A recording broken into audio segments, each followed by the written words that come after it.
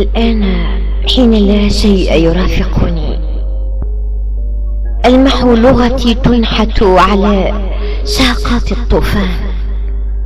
أرى القصائد التي لم أعلن عنها تركض على شواطئ الورق بتفاصيلها الصغيرة، محشوة بالحلوى وضحكات الأطفال.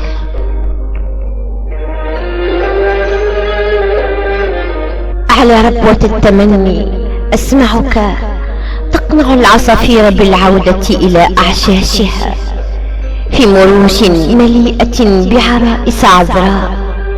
فهل أتيت من تلك السواقي وتوقفت برهة عند إرادة الحياة تؤسس من أهاتي مدن الرغبة، تلك التي تملأ تورط أصابعنا، تغوص في دائرة الاحتراق في اشتهاء جامح.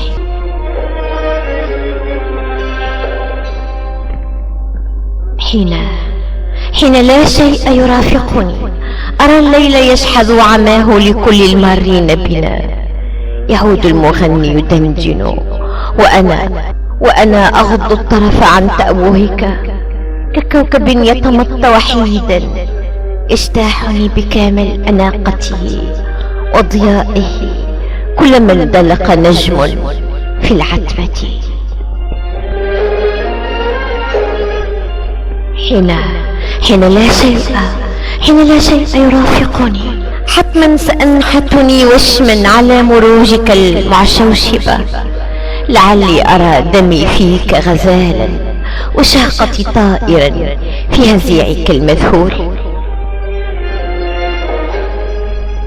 يا رجلا يحدثني عن زوارق صيادين مروا من موانئ أكلها الملح، تركوا دموعهم في المنافي وحلموا بنسوة حملن من زهرات اللوز.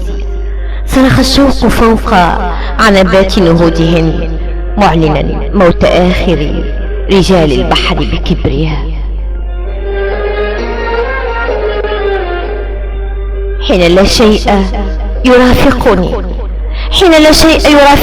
اضرب لي موعدا حيث الريح وأجراس المنارات الخالية، حيث مراكب بهتت ألوانها صيادون منسيون بلا رغيف لأطفالهم. حين لا شيء يرافقني اضرب لي موعدا في آخر نقطة فراغ بين فاصل وكلمة، بين ضفة ضائعة وضفة مشاغبة.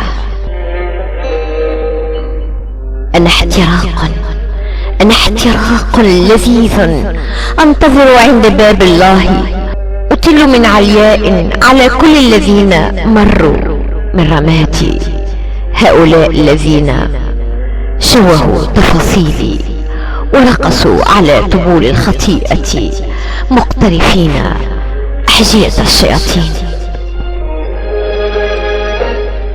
لا شيء الآن بعد احتضار القصيدة سوى طقطقة حروفها في موقد قديم وبعض أزهار شكلها الدخان في صورة غريبة.